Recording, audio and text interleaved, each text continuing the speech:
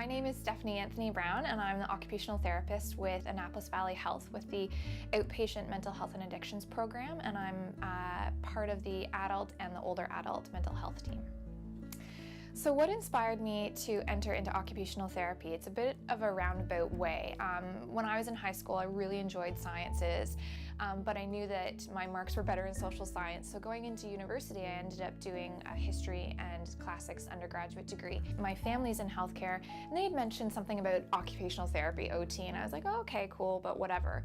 And then I went to an information fair, and the occupational therapy program for Queen's University was there, because that's where I was at the time. So I kind of stopped to ask them questions, and it sounded so cool. It was this perfect balance between science and social science and being able to help people. So in terms of education to become an occupational therapist, it's now required to be a master's degree level.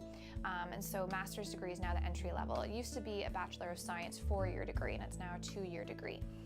So most programs across Canada require you to have an undergraduate degree. What's really cool about Nova Scotia is that we actually have one university that offers occupational therapy at the master's level, and that's Dalhousie University.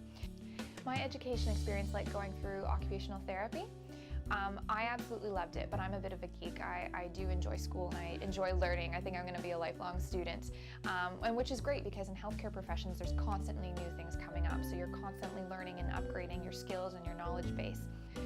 Parts of it were challenging because they were brand new to me, like some of the anatomy and the science I had to work at. But for the most part, I had such a great time.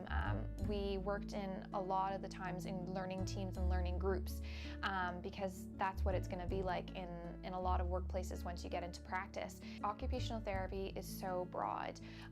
We can be working in many different practice areas, so an average day is going to look very different depending on where you're working.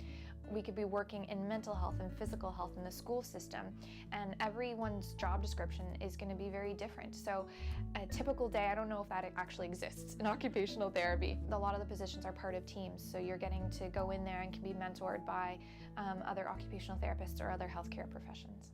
I think the rewards come down to being witness to other people's lives and seeing them go through their own journeys. Whether it's someone who has experienced a stroke and they actually learn how to dress independently again, or learn how to fish again because that's their hobby and that's what gives their life meaning. I feel in my gut, in my heart, that each OT will tell you that they love their job because they get to work with people, and it's so exciting to learn little bits of what people do. It's incredible what people do. It's unbelievable. And the stories that you hear about people's history and what they've gone through and their resilience, especially in mental health, it's really incredible. Skills necessary to excel as an OT. You know what? There are so many skills that I could list. I would say that if you're passionate, if you care about other people, if you've got really good communication skills, if you're willing to put in the hard work, and if you can really see the whole picture, that holistic view of a situation and of a client. So looking at not only the person and what they bring and their spirit, but also the environment and the activities in which they engage. You can be taught all the theory, you can be taught all the other stuff, but it's if you're willing to do the work, have that vision and have that passion, that's all you really need. Advice I have for anyone looking at occupational therapy as a career, I'd say do it. Do it. It'll be like the best choice you ever make in your life.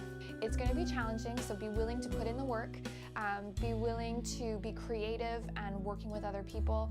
I'd say it's the best choice I ever made in my life. I've had an amazing career thus far. My name is Stephanie Anthony Brown, and I'm an occupational therapist.